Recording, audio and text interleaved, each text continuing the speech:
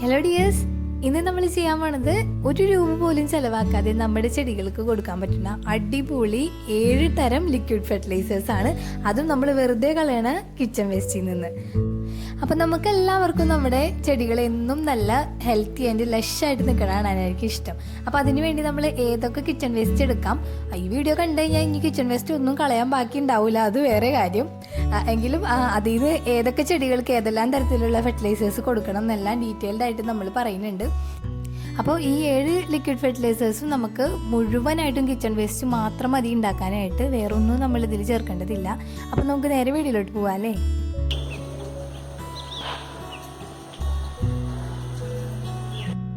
അപ്പോൾ നമുക്ക് ഐശ്വര്യമായിട്ട് തേങ്ങ ഉടച്ച് തന്നെ തുടങ്ങിയാലോ.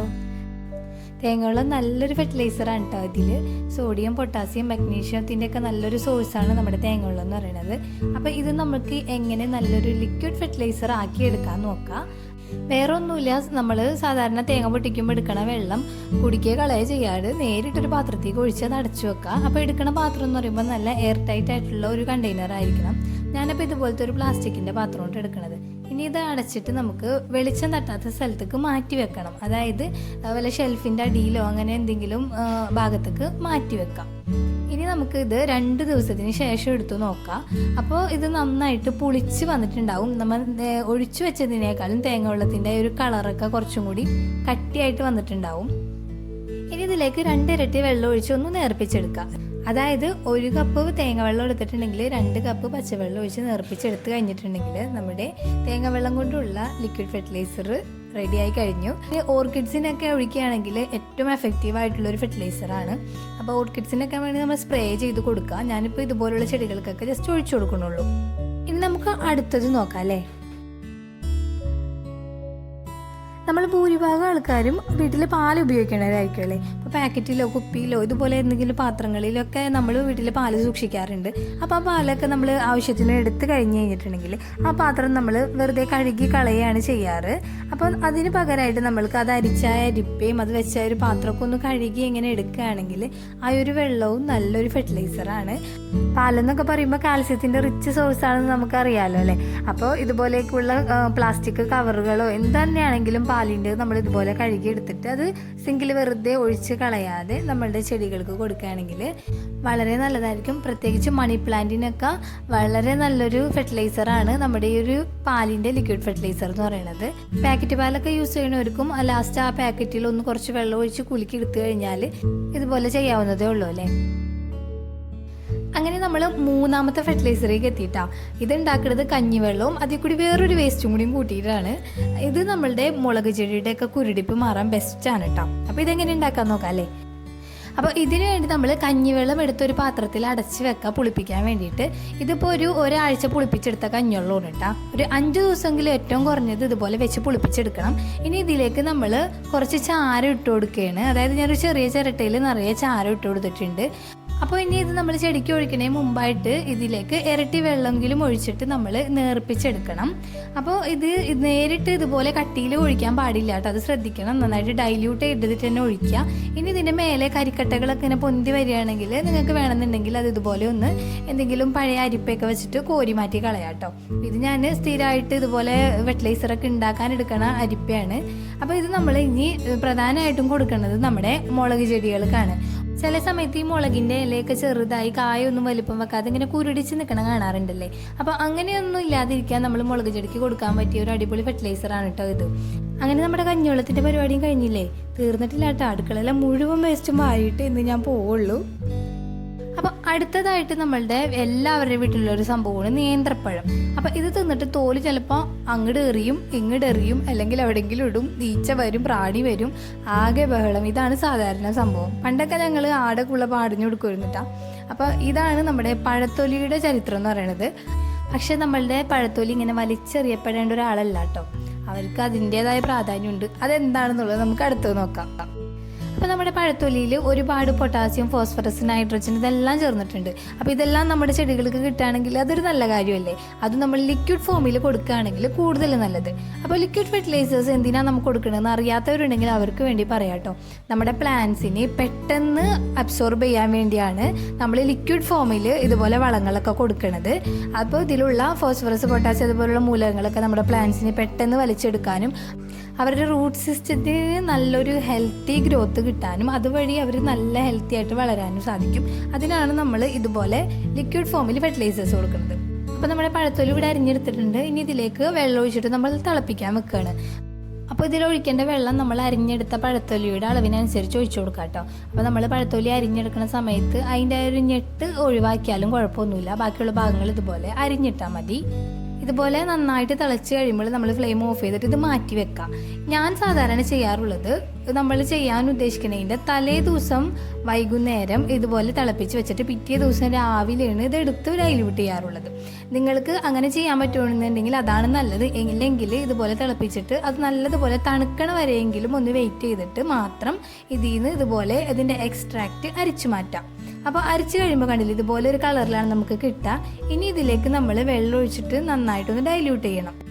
അങ്ങനെ നമ്മുടെ ഈ ഒരു ഫെർട്ടിലൈസറും റെഡി ആയിട്ടുണ്ട്. പഴത്തൊലി എല്ലാ പ്ലാന്റ്സിനും നന്നായിട്ട് ഒരുപോലെ ഗുണം ചെയ്യുന്ന ഒരു സാധനമാണ്. ഇനിയിപ്പോൾ ലിക്വിഡ് ഫോമിലായതുകൊണ്ട് നമ്മുടെ ഓർക്കിഡ്സിനൊക്കെ കൊടുക്കാൻ പറ്റിയ ബെസ്റ്റ് ഫെർട്ടിലൈസറാണ് ഈ പഴത്തൊലിയുടെ ഫെർട്ടിലൈസറും. പിന്നെ ഇതിൻ്റെ ബാക്കി വരുന്ന ഒരു ചണ്ടിയും കളയേണ്ട ആവശ്യമില്ല. നമ്മൾ ഒന്നും കളയാൻ ഉദ്ദേശിക്കണില്ല. ഇതെന്തെങ്കിലും കമ്പോസ്റ്റിലോ അല്ലെങ്കിൽ എന്തെങ്കിലും പച്ചക്കറിയുടെ കടക്കിലൊക്കെ ഇട്ട് കൊടുക്കാം കേട്ടോ. ഇത് ഒരുവിധം എല്ലാ ചെടികൾക്കും ഒഴിക്കാൻ പറ്റും. അവരുടെ വലുപ്പത്തിനനുസരിച്ച് നിങ്ങളിത് ഒഴിച്ചു കൊടുത്താൽ മതി കേട്ടോ. ഇനി ഇതൊക്കെ ചെയ്യാൻ ആഗ്രഹമുണ്ട്, പക്ഷേ ഇതിന് വേണ്ടി പഴത്തൊലി എടുത്ത് നോക്കുമ്പോൾ പ്രാണി വരൂലേന്ന് സംശയമുള്ളവർ ഇതുപോലെ ചെയ്താൽ മതി. നമ്മൾ സ്വീറ്റ്സ് ഒക്കെ വാങ്ങുമ്പോൾ കിട്ടുന്ന ഇതുപോലത്തെ പ്ലാസ്റ്റിക്കിൻ്റെ ബോക്സില്ലേ, ഞാനപ്പോൾ ഇതുപോലെ ഒരെണ്ണം ഇങ്ങനെ വെച്ചിട്ട് പഴം കഴിച്ച് കഴിഞ്ഞിട്ട് തോല് ഇതിലിട്ടിട്ട് അടച്ചു വെക്കുകയാണ് ചെയ്യാറ്. അങ്ങനെ എല്ലാവരും കഴിച്ച് കഴിയുമ്പോഴത്തേനും നമുക്ക് അതിലേക്കുള്ള പഴത്തോലാവുമല്ലോ. അപ്പോൾ ഞാനത് ഇതുപോലെ അരിഞ്ഞെടുത്തിട്ട് തിളപ്പിക്കാൻ ബുദ്ധിമുട്ടുള്ളവർക്ക് ഇതുപോലെയും കൂടി ചെയ്ത് നോക്കാം കേട്ടോ. അതിൽ വെള്ളം ഒഴിച്ചിട്ട് നമ്മൾ അടച്ചിട്ട് നേരത്തെ ചെയ്ത പോലെ വെളിച്ചം തട്ടാത്ത എവിടെയെങ്കിലും എടുത്ത് മാറ്റി വെച്ചാലും മതി. നമ്മൾ തിളപ്പിച്ചുണ്ടാക്കണത് കുറച്ച് മൈൽഡ് ആണെങ്കിൽ ഇങ്ങനെ ഉണ്ടാക്കണത് കുറച്ച് സ്ട്രോങ് ആയിരിക്കും മാത്രം. അപ്പോൾ അതിൽ കൂടുതൽ വെള്ളം ഒഴിച്ചിട്ട് നമ്മൾ ചെടികൾക്ക് ഇതുപോലെ തന്നെ ഒഴിച്ചാൽ മതി കേട്ടോ. ഇനി നമുക്ക് അടുത്തത് എന്താണെന്ന് നോക്കാം അല്ലേ. ഇത് സോയാ ചങ്ക്സ് തന്നെയാണ്. ഇത് കറിക്കൊക്കെ വേണ്ടി നമുക്ക് കുതിർത്തി വെക്കാറില്ലേ. അപ്പോൾ അതുപോലെ കുതിർത്തി വെച്ചിട്ട് നമ്മൾ എന്ത് ചെയ്യും, ചിലപ്പോൾ ചൂടുവെള്ളത്തിലോ പച്ചവെള്ളത്തിലോ എങ്ങനെയെങ്കിലും ഒക്കെ കുതിർത്തി വെച്ചിട്ട് അത് കുതിർന്ന് കഴിയുമ്പോൾ എടുത്ത് നന്നായിട്ട് പിഴിഞ്ഞ് ആ ചങ്ക്സ് ഒക്കെ എടുത്തിട്ട് ആ വെള്ളം നമ്മൾ എന്താ കളയാറ്, വെറുതെ അങ്ങോട്ട് ഒഴുക്കി കളയും അല്ലേ. പക്ഷേ ആ വെള്ളവും നല്ലൊരു ഫെർട്ടിലൈസറാണ്.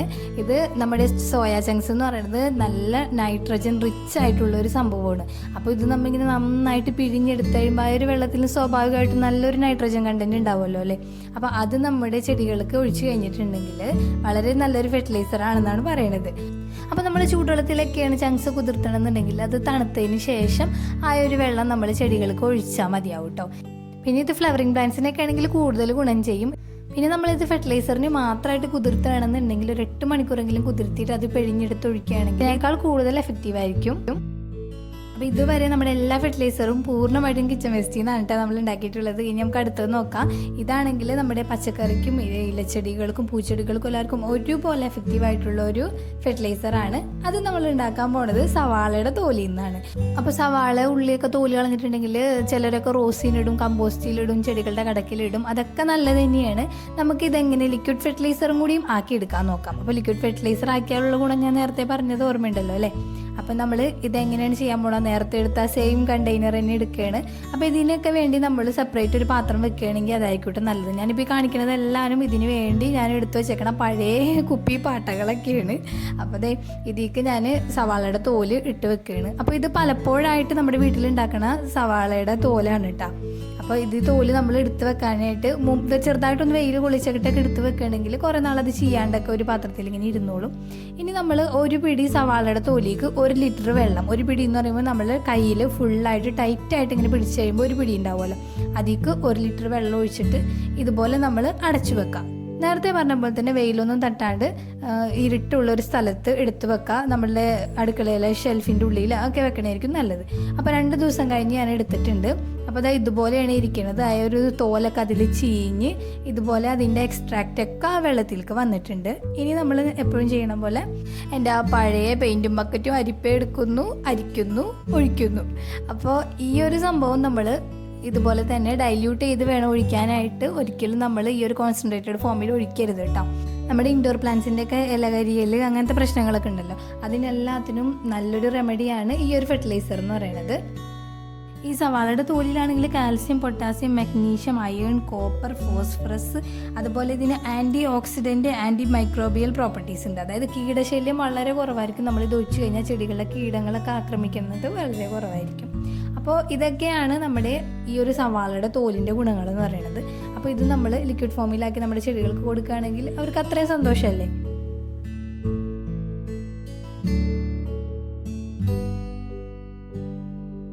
ഇത് നേരത്തെ പറഞ്ഞ പോലെ പൂച്ചെടിക്കായാലും ഇൻഡോർ പ്ലാന്റ്സിനാണെങ്കിലും പച്ചക്കറികൾക്ക് പോലും നമ്മൾ ഇത് വളരെ യൂസ്ഫുള്ളാണ്.